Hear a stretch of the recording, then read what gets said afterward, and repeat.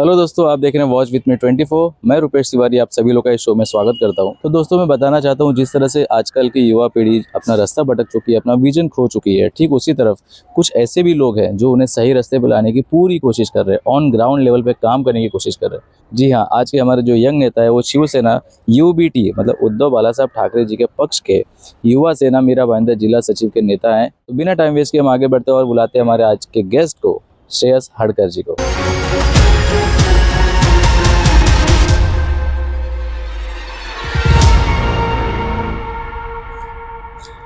तो ये है श्रेयस हड़कर जो शिवसेना UBT पक्ष के युवा नेता है।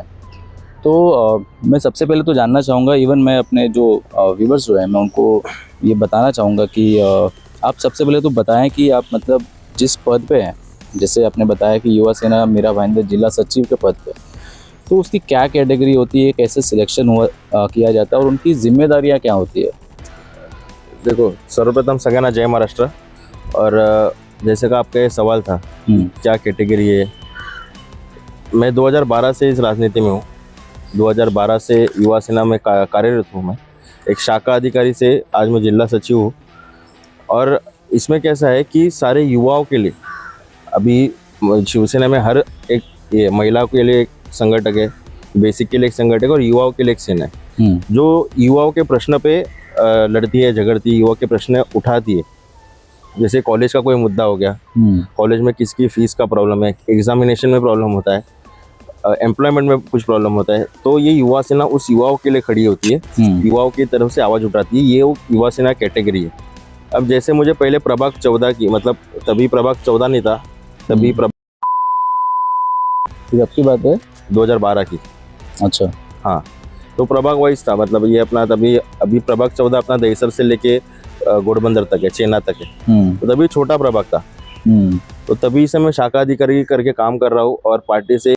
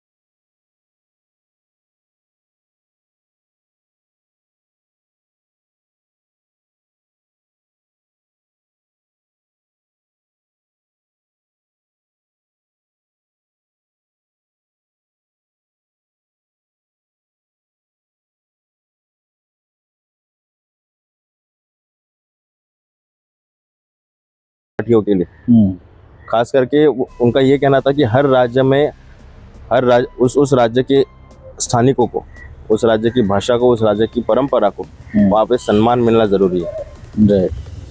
हर राज्य में, सिर्फ महाराष्ट्र में नहीं। तो उनका जो एक उनको जो देख देख के मैं फॉलो करने लगा और उनकी भाषण जो रहते थे उससे मैं इंस्पायर होने लग गया।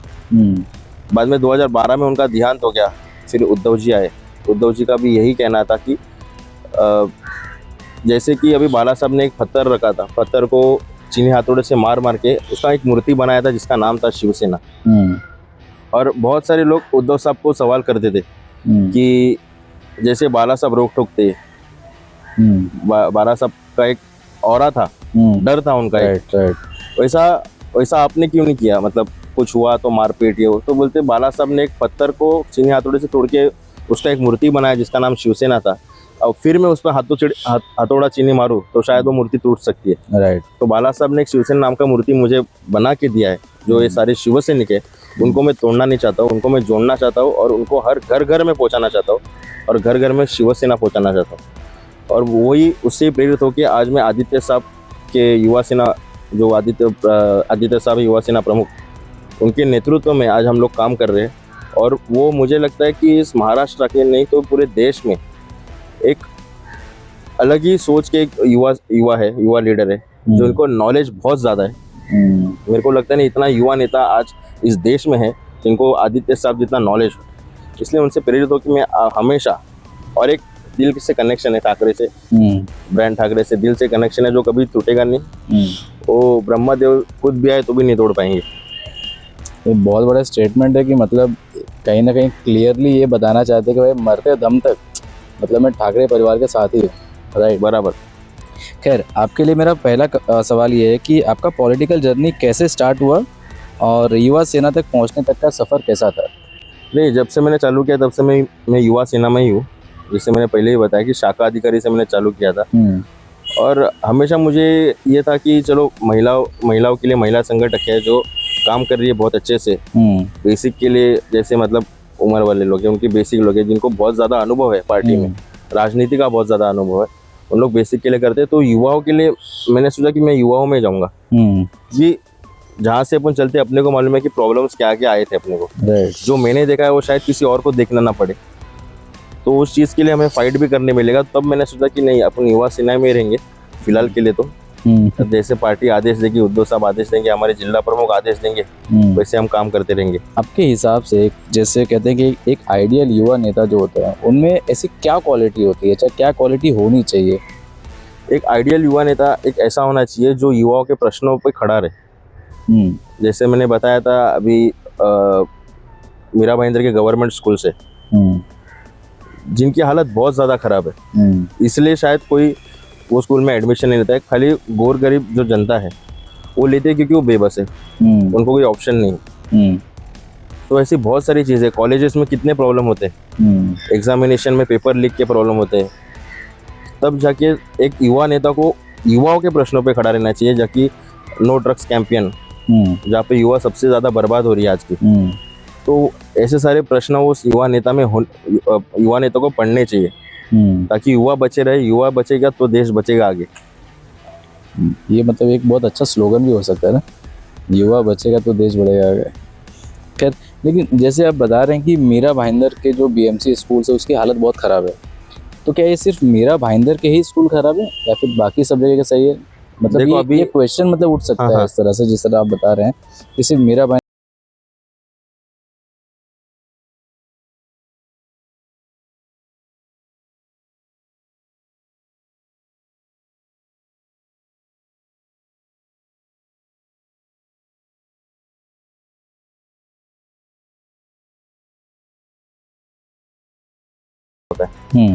तो जहाँ पे मीरा भाईंदर में रहता हूँ तो पहले मीरा भाईंदर का देखूंगा।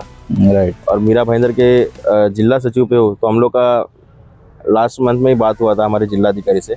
जैसे ये दिवाली ऐसा अभी त्यौहार कैसे लाइन से आ गए, जैसे ये दिवाली खत्म हो जाएगी सबसे पहला अपन प्रश्न उठाएंगे मीरा भाईंदर महानगर पालिका के जितने भी स्कूल से उनके ऊपर, उनकी व्यवस्था को लेके।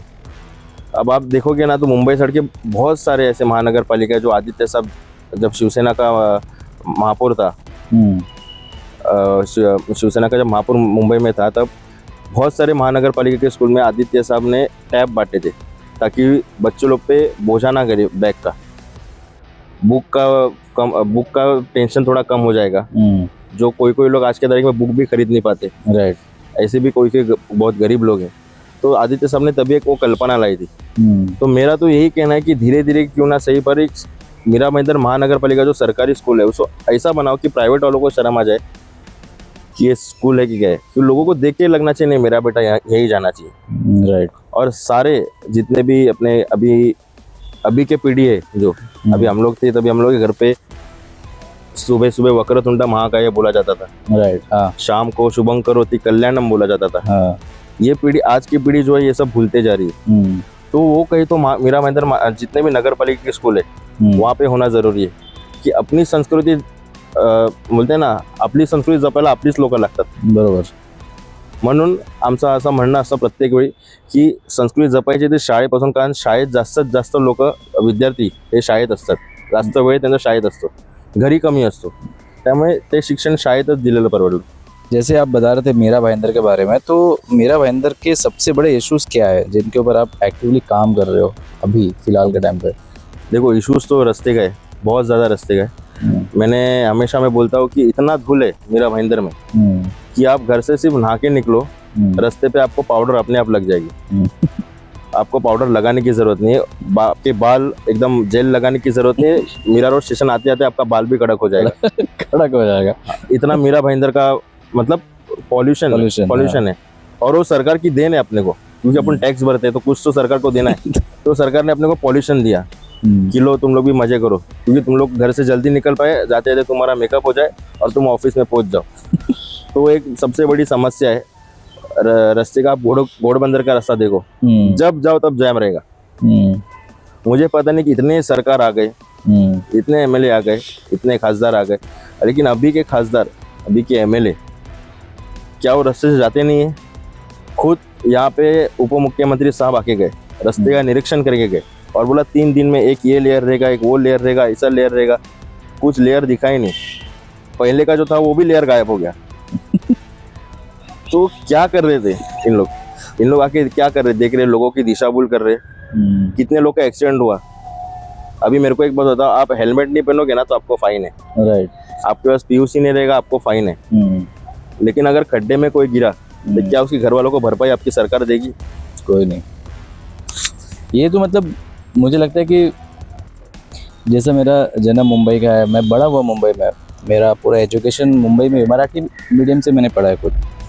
लेकिन ऐसा कभी भी नहीं हुआ ना श्रेयस कि मतलब कोई भी गवर्नमेंट आई हो, कोई भी, कभी ऐसा मतलब मैंने देखा नहीं है कि महीना 2 महीना कोई भी सड़क साफ सुथरी रही हो, चाहे एकदम प्लेन रही हो। अभी कैसा है? कभी भी मतलब मैं ऐसा पॉइंट आउट नहीं हाँ कर रहा हाँ। हूँ किसी को। जितने भी लोग आए, मुझे आज मैं ऑलमोस्ट मैं 33 ईयर्स का हो गया हूँ। तो और मान के चलो अगर मैं 10 साल के बाद से भी देख रहा हूँ अब तक, कभी ऐसा नहीं हुआ है कि कोई भी सड़क बहुत अच्छी है, प्लेन है, चलने लायक, चाहे गाड़ी चलने लायक है, कोई भी। तो वो तो मतलब यार मुझे लगता है इसका कोई सोल्यूशन है ही नहीं। सॉल्यूशन कैसा है? अभी जो ये सरकार है, हम्म, इन लोग के मैनिफेस्टो में था खड्डे मुक्त महाराष्ट्र। हम्म, ठीक है। और ये जो अभी रास्ते बना बना रहे, जैसे आप समृद्धि महामार्ग देख रहे हो, हम्म, मुंबई का कोस्टल रोड देख रहे हो, हम्म, ये सारे कोविड टाइम पे जब उद्धव साहब मुख्यमंत्री थे तभी पास हुए रास्ते हैं ये। हम्म, क्योंकि ये अचानक प्लानिंग वाला रास्ता नहीं है ये, राइट। कि कल मैंने सोचा और परसों से खोदना चालू। ये प्री प्लान्ड होता है, कहाँ से रास्ता जाएगा, किधर जाएगा, कहाँ खुदेगा, क्या नहीं खुदेगा, सारी प्लान होते हैं। तो ये जो रास्ते वो तभी के टाइम पे बने हुए हैं। और ये जो सरकार है उनके मैनिफेस्टो में था कि खड्डे मुक्त महाराष्ट्र करेंगे।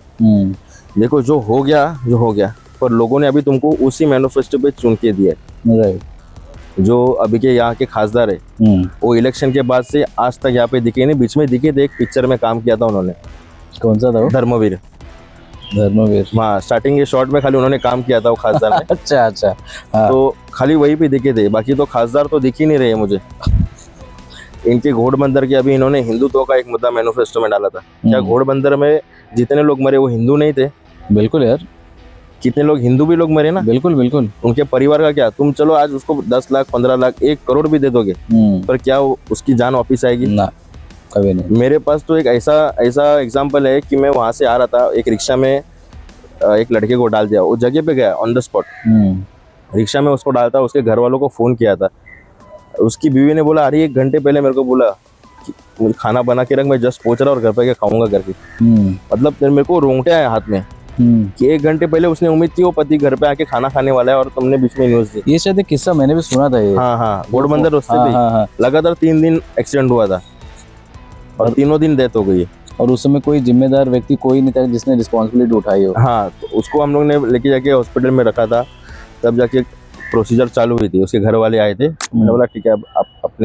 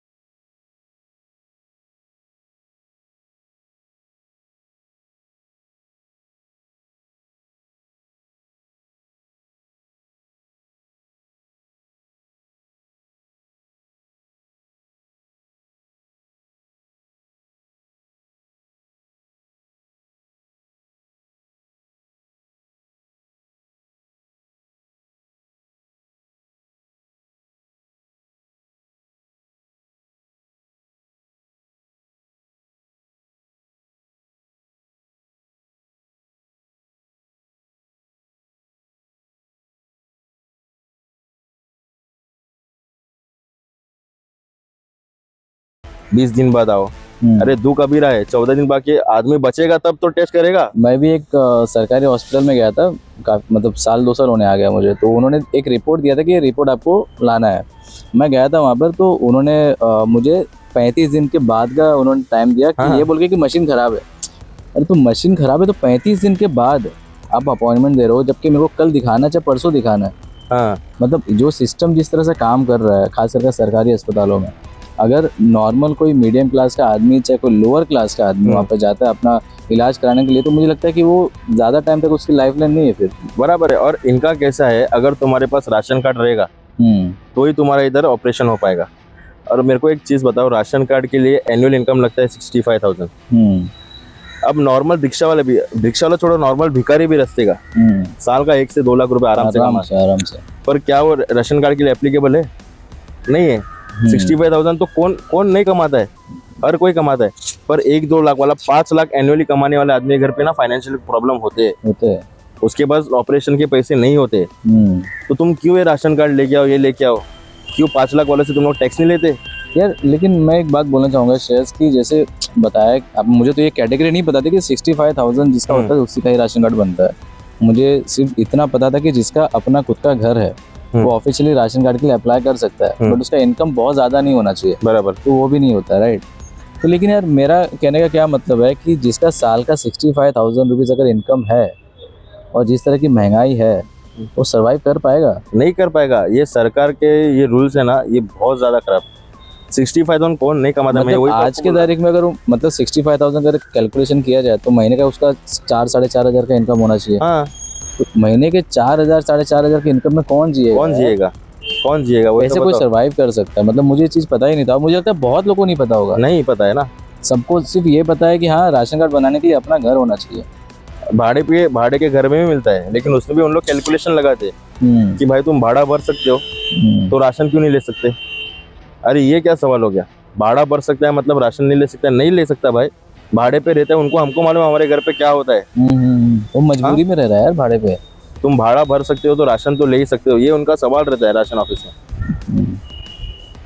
और कुछ कुछ कितने कितने यहाँ पे पहले भी कितने केस हो चुके हैं, आपको पता रहेगा, डुप्लीकेट राशन कार्ड के। हाँ हाँ, तो बीच हाँ में। हाँ, जिसको जरूरत थी उनको मिला नहीं, हाँ, और जिनको जरूरत नहीं है उनके पास राशन ही राशन है। ऐसा कुछ हमारे साथ भी हुआ था बीच में। हाँ, बट ठीक है, मैं वो जान दो, अभी उसके गहराई में जाने की जरूरत नहीं है अपने को, बाकी सब क्वेश्चन बाजू में रखना पड़ेगा। और वही, और एक मेडिकल का, वही मैं आपको बोल रहा था, यहाँ पे मेडिकल की बहुत ज्यादा जरूरत है। दवाई फ्री होनी चाहिए, बिल्कुल बिल्कुल। दवाई फ्री होनी चाहिए आपको। अभी मेरे को एक बात बताओ, आप कमाते हो, अगर मैं कहीं पे कमाता हूँ तो मुझे इनकम आती है, इनकम आती है तब तुम टैक्स लेते हो। करेक्ट। टैक्स लेते हो जब मैं कुछ खरीदता हूँ, आप उस पर टैक्स लेते हो। वो खरीदी हुई चीज जब मैं बेचने जाऊँ तब आप टैक्स लेते हो। अब हर चीज पर टैक्स लेते हो तो मुझे बेनिफिट क्या है वो टैक्स का? राइट मैं सरकार को क्या हर चंदा दे रहा हूँ? राइट। मुझे कुछ तो सर्विसेज मिले इसलिए मैं टैक्स भर रहा हूँ ना। Correct correct correct. पर मुझे सर्विसेज क्या मिल रही है?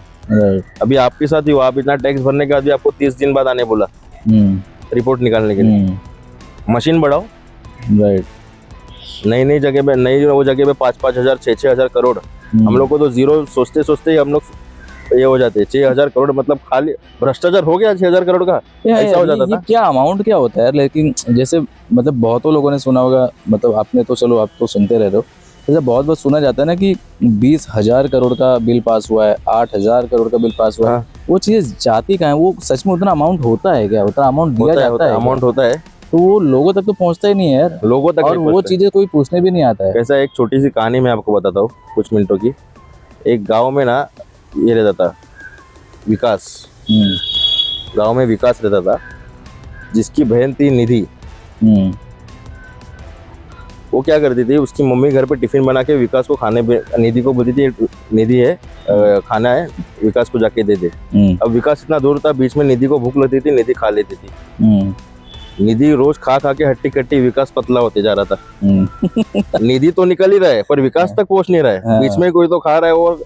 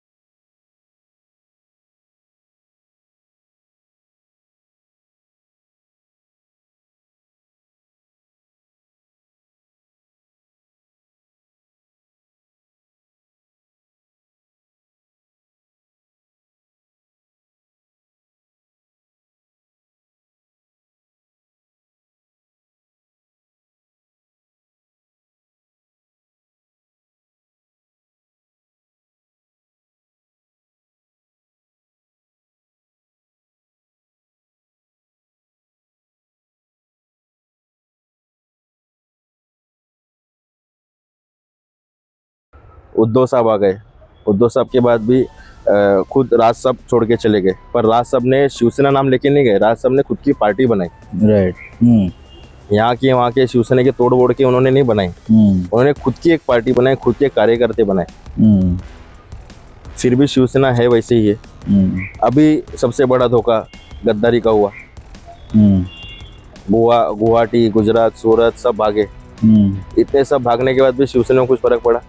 देखो, शिवसेना के उन लोगों को जो नेता बनाने वाले कार्यकर्ते हैं ना, जो शिवसेना के, वो यहीं पे है। नेते बदल गए। तो शिवसेना एक ऐसा पक्ष है, ऐसा पार्टी है जो कोई भी चाहे सत्ते में रहे या ना रहे, उसके शिवसैनिक वैसे ही रहेंगे। आप भारतीय जनता पार्टी के कार्यकर्ते ले लो, कल के कल अगर सरकार बदल गई ना, आधी बीजेपी खाली हो जाएगी। आधी बीजेपी खाली हो जाएगी, क्योंकि आधे से ज्यादा उधर क्या है, बिजनेसमैन लोग गए कि मेरा धंधा चलना चाहिए, बीजेपी सत्ते में रहेगी तो धंधा चलेगा। और आधे से ज्यादा कार्यकर्ते अगर वो बीजेपी सत्ते से उतर गई ना, खुद कितने सारे नेता भी भाग जाएंगे बीजेपी छोड़ के, क्योंकि आधे से ज्यादा लोग को तो उन लोग ने डरा धमका के लेके गए। पहले फडणवीस साहब बोलते थे अजित पवार का बहुत बड़ा घोटाला है, 72,000 करोड़ का घोटाला है, इतना हजार का घोटाला है, मैं माफ नहीं करूंगा, जेल में जाएगा, चक्की पिसेगा चक्की पिसेगा। आज किधर है? आज उप मुख्यमंत्री है राज्य का। तो राजनीति इसी को बोलते हैं ना। राजनीति इसी को बोलते हैं, लेकिन ऐसी राजनीति नहीं करनी चाहिए।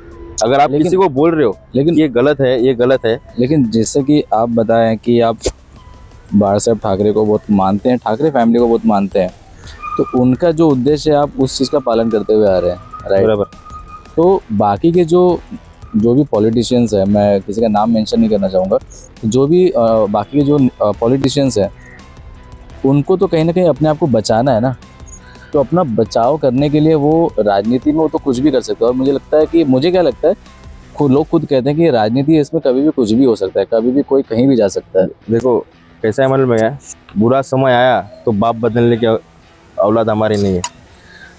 तो कैसा है, हमारे संजय राउत साहब के भी ऊपर ईडी आई थी, उनको घर से उठाया गया था, जेल में रहे वो 100 दिन, पर उन्होंने उद्धव साहब को छोड़ा नहीं ना।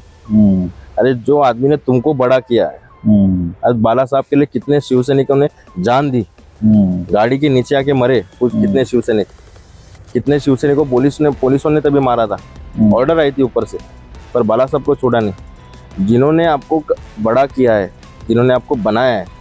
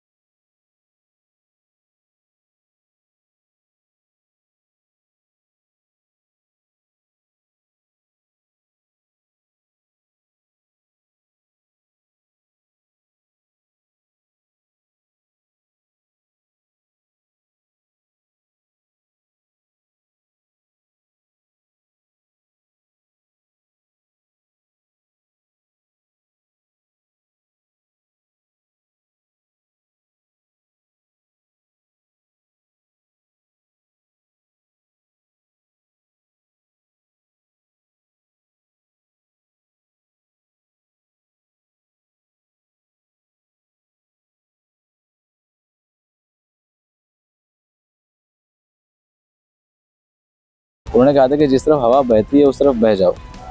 तो कुछ लोग तो बह गए, लेकिन यार मैं एक ये जानना चाहूँगा, थोड़ा सा सीरियस मुद्दा है शेष, कि ये जो 2 हिस्से जो हुए हैं, इसका रीज़न क्या था? सिर्फ सरकार बनाने के लिए अलग हुआ? आप देखोगे ना, जो लोगों ने पार्टी छोड़ी है, तो उनका एक प्रोसेस रहा है। सबसे पहले उनके घर पे ईडी पहुंची है, इनकम टैक्स पहुंची है, या कोई मैटर का सीबीआई पहुंची है, उसके बाद में उनको एक केस बनी है, केस बनने के बाद लोगों को बताया गया कि इन लोग कितने भ्रष्टाचारी लोग हैं। हम्म कि ऐसे कितने लोग, और सारे लोग वहीं पे है आज। हम्म सारे लोग मतलब Bharatiya Janata party washing machine. हम्म आप भ्रष्टाचार करो, वो धुल के आप पाइप से बाहर आ जाओगे। ऐसा और मंत्री पद भी मिलेगा, पैसा भी मिलेगा, पावर मिलेगा, सब मिलेगा। आई थिंक टाइम की बात है, मुझे लगता है ये चीजें सबका एक दौर आता है। देखो जैसे आज बीजेपी का दौर आपने है, भी पहले किसी आपने और भी का दौर था। पहले से राजनीति देखी होगी, मतलब सुनी तो होगी। आपने कभी ईडी सुना था? नहीं, ये 2014 से ही चालू हुआ। ईडी तो वो हाँ बहुत ज्यादा एक्टिव हुआ ईडी, बहुत ज्यादा एक्टिव हुआ। क्योंकि उसके पहले तो कभी नहीं था। ईडी देखो का तो सुना ही नहीं था कि ईडी कांग्रेस कैसी थी मालूम है? आप भी प्यार से रहो, हम भी प्यार से रहो। उनका, मुझे लगता है उनका सीधा सा मुद्दा यह था कि भाई तुम भी खाओ, हमको भी खाने दो। नहीं, ऐसा नहीं बोल सकते। हाँ मतलब मैंने चीजें सुनी है। हाँ। और ये मैं अपने मुंह से मतलब भले बोल रहा हूँ, लेकिन कहीं ना कहीं ये चीजें मेरे को सुनने में आया था जब जीएसटी जब लागू हुआ था। उस समय ये बात चली थी कि यार कांग्रेस ही अच्छी थी, क्योंकि कांग्रेस का मुद्दा यह था कि भाई तुम भी खाओ, हमको भी खाने दो। ठीक है। तो उसके बाद से जब बीजेपी आए तो जीएसटी लगा, दुनिया भर के टैक्सेस लगे, जिससे लोग भी परेशान हुए। बेनिफिट क्या हो रहा है वो तो ऊपर वाला जाना और लोग जानते। खैर उस बारे में ज़्यादा मैं चर्चा नहीं कर सकता। ये वही तो मैं बोला, जितना अपन टैक्स भरे उतना बेनिफिट अपने को बेनिफिट मिलने नहीं है। है। और आजकल के युवाओं को अगर बिजनेस में उतरने के लिए तो सरकार की तरफ से लोन मिलना चाहिए। कितने सारे लोन है, आप अप्लाई करके देखो। अब पास खाली उन्हीं के लोगों के होते हैं। उनके जितने भी पोर्टल है ना, उनके आरटीआई पे भी आपको आरटीआई इंफॉर्मेशन मिलेगा नहीं। सारी उन्हीं के लोगों को लोन मिलते हैं, और बड़े बड़े लोन। आज अडानी अंबानी की इतने लोन है, अगर एक महीना भी उनका धंधा पानी बंद हो गया ना तो कर्जे में डूब जाएंगे वो। राइट। अडानी सुना था आपने? नहीं, अडानी पहले तो अचानक अमीर बन गया। वो तो हाँ? मुझे जहाँ तक याद है कि जब अपना इलेक्ट्रिसिटी बिल जो था, हाँ, जिसपे सडनली रिलायंस चेंज होकर अडानी आ गया। और जिस तरह से बिल के अमाउंट जो बड़े खासे थे कोविड में बहुत सारे लोगों ने देखा। मैं तो खुलेआम बोल सकता हूँ ये चीज़ें कि जिस तरह से जिनके घर में एक लाइट एक पंखा चल रहा है, उनका 80-90 हज़ार का बिल आ रहा था। उस पर तो किसी ने कुछ किया ही नहीं, और जो जबकि उनको बिल पे करना पड़ा। आज के तारीख में तुम देखो ना, एक क्रेडिट कार्ड का भी अगर आप लोन लेते हो ना, क्रेडिट कार्ड से पैसा निकालते और टाइम पे आप नहीं भरोगे ना, आपको फोन कर करके परेशान कर देंगे उनको। और अडानी का 1600 करोड़ का कर्जा माफ होता है।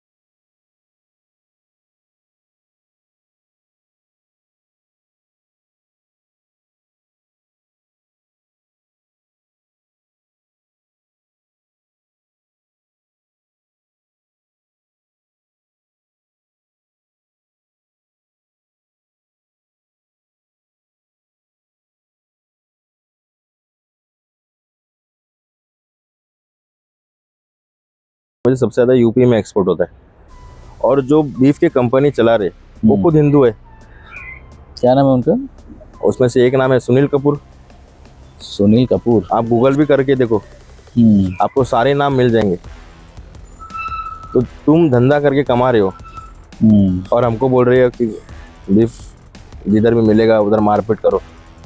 और केस किस पे दाखिल होगी? हमारे हिंदू गरीब भाइयों पे। राइट। तुम्हारे लड़कों को भेजो ना।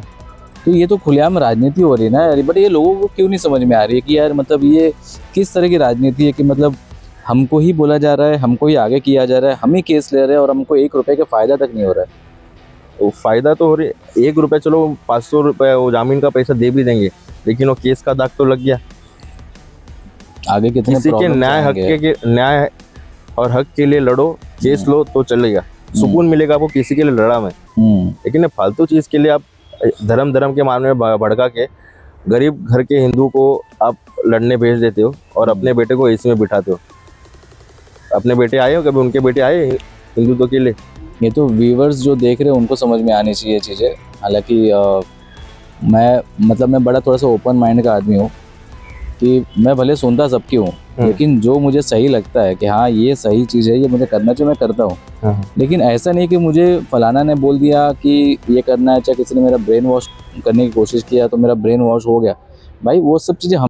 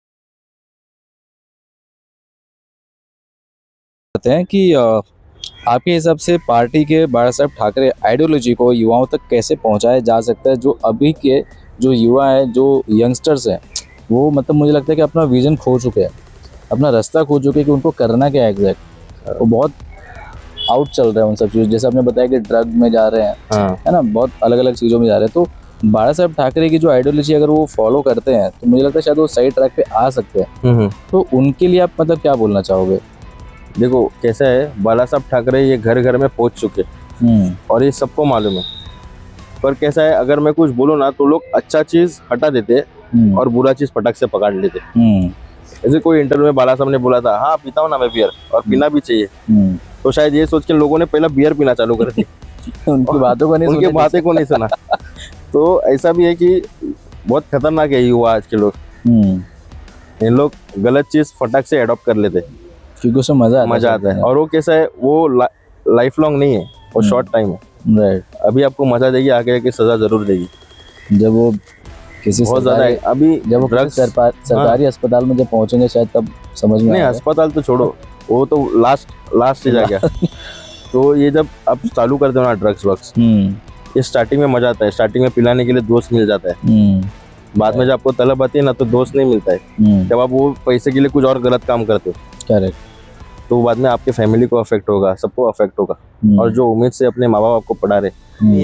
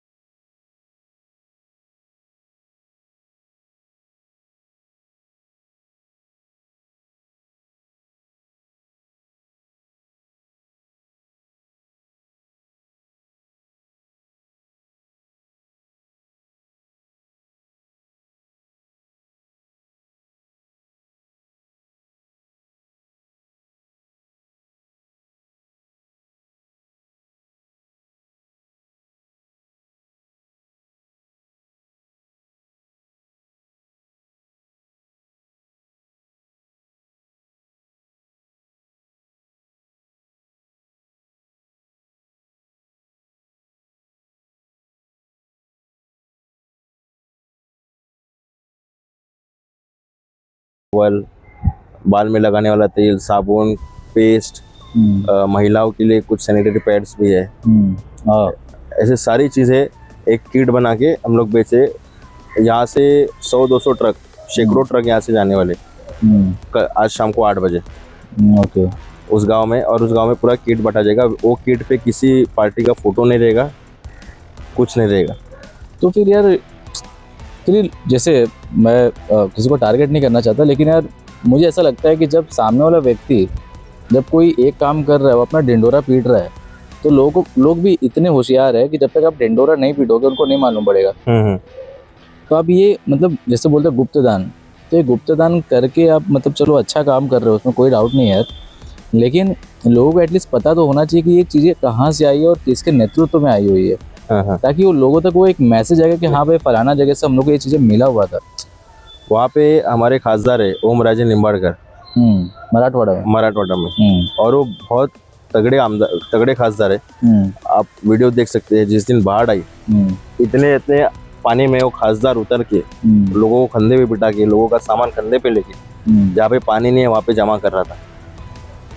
वो इतना बेहतरीन, मतलब हर पार्टी के लोगों ने उनका अभिनंदन किया, बहुत अच्छा काम किया। उनका मोबाइल पे पूरी रात, मतलब मेरे को लगता है 24 घंटा वो आदमी पानी में ही था, हर लोगों को बचाने के लिए, इसके लिए। जब सरकार आएगी तब आएगी। तो उन्होंने जब उद्धव साहब को बोला, उद्धव साहब और संजय राउत साहब हमारे गए थे वहाँ पे, जितना फाइनेंशियल हेल्प हो सकता है उतना भी किया, लेकिन हर शाखे पे ये बोला कि आप अपने हिसाब से राशन जमा करो और वो गांव में पहुंचाने का अपने को। बहुत बढ़िया यार, मतलब ये तो अपने एरिया में खास कर काशीमीरा में ही, मतलब कईयों को पता ही नहीं होगा कि ये सब चीज़ें भी हो रही है। हाँ। और ये मतलब एक मान के चलो भले गुप्त दान कर रहे हैं, कोई एडवर्टाइजमेंट नहीं कर रहे हैं, लेकिन मुझे लगता है कि ना आप कोई भी काम कर रहे हो ना किसी के लिए भी, लोगों को बताना बहुत ज़रूरी है आज की तारीख में। हाँ। श्रेयस, क्योंकि जब तक आप लोगों को ये रियलाइज़ नहीं कराओगे कि आपने कौन कौन सा काम किया, किन किन के लिए किया, उनको रियलाइज़ नहीं होगा, और उनके नज़र में आप विलन ही रहोगे। जिस तरह का माहौल है, मैं इसको बोल रहा हूँ। लेकिन मैं तो आपको यही बोलूँगा कि आप जो भी काम कर रहे हो ना यार, आप लोगों को बताओ कि आप क्या काम कर रहे हो। गुप्त दान मत करो फिलहाल तो। जब वो टाइम आएगा आप करना गुप्त दान। नहीं, हम लोग ने बहुत सारे ऐसे कैंपेन, उस दिन हम लोग रास्ते पे वो भोंगा लेके भी चल रहे थे, लोगों को बता रहे कि जिस किसी को भी दान करना है, भले वो 100 ग्राम की शक्कर क्यों ना हो, 50 ग्राम की शक्कर क्यों ना हो, जितना आपसे होता है। ऐसे जरूरी नहीं किसी को 5 किलो ही देना है, 10 किलो ही देना है, 50 किलो देना, जो आपसे जमता हो वो हमारे शाखे पे लाके दीजिए। हम उसका एक किट बनाएंगे। अभी भी आप हमारे शाखे पे जा सकते हैं, देख सकते हैं महिलाएं बैठी है जो किट बना रही है, सारे 5-5 किलो का सब एक साथ करके एक किट बना रहे। वो किट में सारे घर पे लगने वाले सारी चीजें हैं। तो एक किट बना के हम लोग पर्सनली सबको एक किट दिया जाए, ताकि वहाँ जाके ये नहीं कि यहाँ से 5 किलो निकलो वहाँ से। तो प्रॉपर एक प्लानिंग के साथ वो बनाया जा रहा है, और सबको हम लोग ने बताया गया था। लेकिन जहाँ पे धाराशिव है वहाँ पे अभी लोगों को सही में जरूरत है। और मैंने पहले ही बोला था, हमारे बोलते हैं शेतकऱ्यांचा कैवारी, मतलब उद्धव साहब, उनको शेतकरी के लिए बहुत ज्यादा प्रेम है। शेतकरी रहेंगे तो अपन रहेंगे आगे। बिल्कुल बिल्कुल यार, बिल्कुल। अगर वो नहीं कुछ करेंगे, वो भी गांव छोड़ के शहर में आ जाएंगे, तो लोग भूखे मर जाएंगे। बिल्कुल। खैर, एक लास्ट सवाल आपसे ये पूछना चाहूँगा, थोड़ा सा इमेजिनेशन वाला क्वेश्चन है कि जैसे अगर आपको एक दिन के लिए मीरा भाईंदर का अगर मेयर बनाया जाए, तो ऐसी कौन सी चीज़ है जो सबसे पहले आप चेंज करना चाहोगे? मेडिकल, जैसे मैंने पहले ही बताया कि यहाँ पे 2 गवर्नमेंट हॉस्पिटल है, पर सर्विसेज नहीं है लोगों के लिए। अगर आपके पास 2 मशीन है तो मशीन बढ़ाओ। नहीं वो चीज़ पे आप हजारों करोड़ खर्चा कर देते हो, लोगों का ही पैसा खर्चा करते हो। तो लोगों को पहली जो चीज़ की ज़रूरत है वो चीज़ दिलाओ। मेडिकल यानी सारी चीज़, दवाई भी फ्री होनी चाहिए। बिल्कुल। तब ये नहीं देखना है कि राशन कार्ड है उसके पास से नहीं है।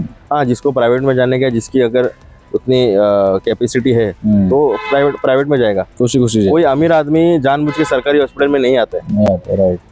जिसको ज़रूरत है वही आता है। करेक्ट। तो मेडिकल पे सबसे ज़्यादा ध्यान देना है, नगर पालिका की स्कूल पे ध्यान देना है। ऐसे नगर पालिका के स्कूल बनाऊंगा कि आजू बाजू वाले नगर पालिका वालों को भी शर्म आएगी, अरे क्या स्कूल बनाया। और प्राइवेट वालों को भी शर्म आएगी। हम खुद प्राइवेट में पढ़े, पर नगर पालिका के स्कूल में मैं बताता वैसे ही होगा। सुबह वक्रतुंड से चालू होगा और शाम शुभं करोति से खत्म होगी। बाद में बाकी सब चीज़ जो हम लोग की परंपरा है, जो महाराष्ट्र की परंपरा है, वो हर स्कूल में देनी चाहिए यार। बिल्कुल। वो जो कल्चर है हमारा, जिससे हम जुड़े हुए हैं, वो चीज़ को कहीं भी ब्रेक नहीं करना चाहिए, वो चीज़ को कंटिन्यू लेके चलना चाहिए।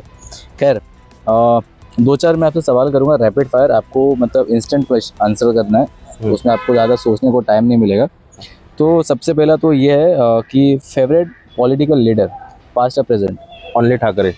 ओनली ठाकरे। ठीक है। बाला साहब ठाकरे का एक कोट जो आपको बहुत ज़्यादा इंस्पायर करता है? कभी गद्दारी मत करना, हम्म, और अगर गद्दारी करते हो तो शिवसैनिक कहलाने के लायक नहीं हो। बीजेपी, कांग्रेस या शिंदे सेना, किससे टफ कंपटीशन मिलता है? टफ तो तीनों भी नहीं है हमारे लिए। उनके गंदे विचार टफ है, उनको वो विचार लोगों के दिमाग से निकालना टफ है। वैसे तीनों तो टफ नहीं, कोई टफ नहीं है। एक मैसेज मीरा भाईंदर के युवाओं के लिए? यही मेरा कहना है कि ड्रग्स से दूर रहो। हम्म, अगर आप बनोगे, आप पढ़ोगे तो बनोगे, और तभी लड़ पाओगे। अन्याय क्या हो रहा है ये मालूम पड़ने के लिए सबसे पहले अन्याय के बारे में मालूम पड़ना चाहिए, तब आप अन्याय के खिलाफ आवाज़ उठा पाओगे। आप दिन भर नशे में रहोगे तो कुछ नहीं कर पाओगे। correct। आप 100-200 के में नशे में रहो और ये लोग 100-200 करोड़ कभी उठा के लेके जाएंगे, ये मालूम नहीं पड़ेगा। तो युवाओं को आज के युवाओं को सीखना ज़रूरी है, पढ़ाई करना ज़रूरी है।